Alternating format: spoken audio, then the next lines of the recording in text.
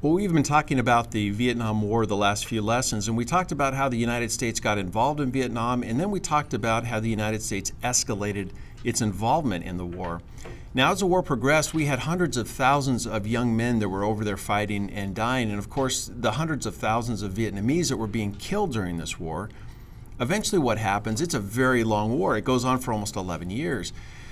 What happens is people begin to question, hey, is this something we should really be involved with? And the politicians that have told us this is a good war, is it really the kind of war that they had suggested that it was?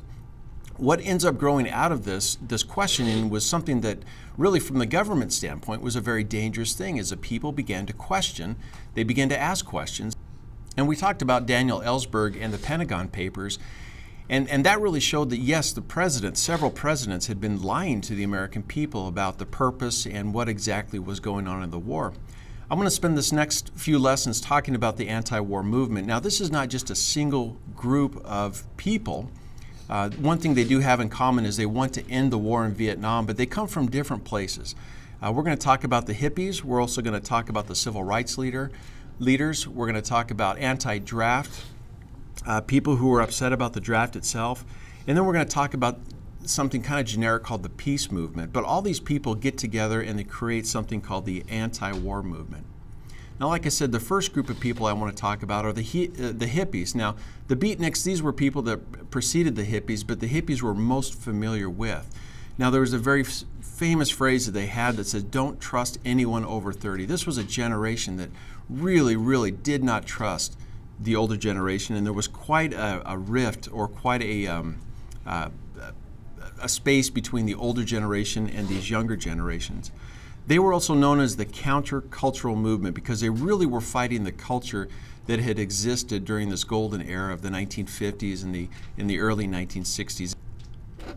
They really were trying to change the culture of America. Now, they did see the world very, very differently than their parents or their grandparents saw it. Now, remember that their parents or their grandparents fought in World War II, and they were very good soldiers. They were used to trusting the government, trusting the military, and if they were asked to do something, they did it. These hippies really took a very different approach, and they said, no, we're going to question everything that we're asked to do. There's a very famous phrase called turn on, tune in, and drop out. And it was coined by a guy by the name of Timothy Leary.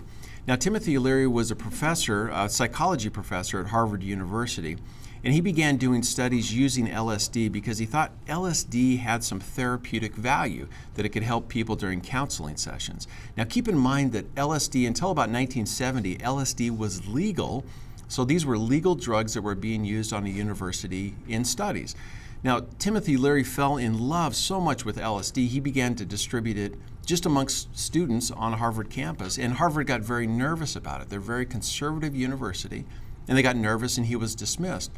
Well, Timothy Leary then ended up crisscrossing the country and trying to expose as many people as he could to what he thought were the beneficial properties of LSD. Now, LSD, you've probably heard some stories about LSD, but you've got to, it is so incredibly important that I think it's safe to say that you would not have a hippie movement without LSD. It really was the key drug that drove the ideas and the lifestyle of the hippies. So anyway, with that combined with their ideas, combined with the heavy drug use, with the idea that they saw the world very differently, this was that generation. They did come up with a very famous phrase too, make love, not war. They were all about peaceful demonstrations and a peaceful lifestyle.